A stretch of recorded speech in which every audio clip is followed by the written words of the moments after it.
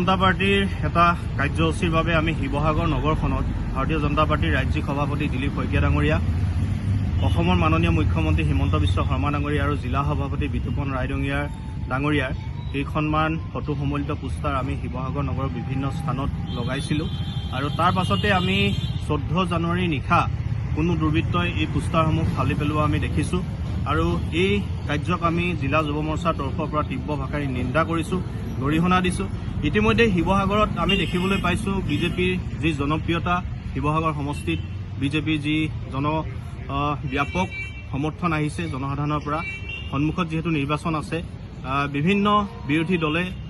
এই কাৰ্য সংগঠিত কৰিছে বুলি আমাৰ সন্দেহ হৈছে। তেওঁলোক বিজেপিৰ সাংগঠনিক স্থিতি দেখি কম্পমান হৈছে আৰু এই যি কাৰ্য কৰিছে তাৰ প্ৰতিবাদত আমি আজি ভাৰতীয় জনতা যুৱ মৰ্চাৰ শিৱসাগৰ জিলা সমিতিয়ে শিৱসাগৰ জিলা জ্যেষ্ঠ আৰক্ষী অধীক্ষক মহোদয় আৰু শিৱসাগৰ জিলা আয়ুক্তক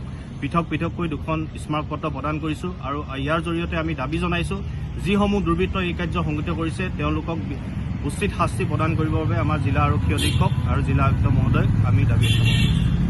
জনতা পাৰ্টিৰ এটা কাৰ্যসূচীৰ বাবে আমি শিৱসাগৰ নগৰখনত ভাৰতীয় জনতা পাৰ্টিৰ ৰাজ্যিক সভাপতি দিলীপ শইকীয়া ডাঙৰীয়া, অসমৰ মাননীয় মুখ্যমন্ত্ৰী হিমন্ত বিশ্ব শৰ্মা ডাঙৰীয়া আৰু জিলা সভাপতি বিতুপন ৰায় ডাঙৰীয়াৰ কেইখনমান ফটো সম্বলিত পোষ্টাৰ আমি শিৱসাগৰ নগৰৰ বিভিন্ন স্থানত লগাইছিলোঁ আৰু তাৰ পাছতে আমি 14 জানুৱাৰীৰ নিশা কোনো দুৰ্বৃত্তই এই পোষ্টাৰসমূহ ফালি পেলোৱা আমি দেখিছোঁ আৰু এই কাৰ্যক আমি জিলা যুৱ মৰ্চাৰ তৰফৰ পৰা তীব্ৰ ভাষাৰে নিন্দা কৰিছোঁ, গৰিহণা দিছোঁ। ইতিমধ্যে শিৱসাগৰত আমি দেখিবলৈ পাইছোঁ বিজেপিৰ যি জনপ্ৰিয়তা, শিৱসাগৰ সমষ্টিত বিজেপিৰ যি ব্যাপক সমৰ্থন আহিছে জনসাধাৰণৰ পৰা। সন্মুখত যিহেতু নিৰ্বাচন আছে, বিভিন্ন বিৰোধী দলে এই কাৰ্য সংগঠিত কৰিছে বুলি আমাৰ সন্দেহ হৈছে।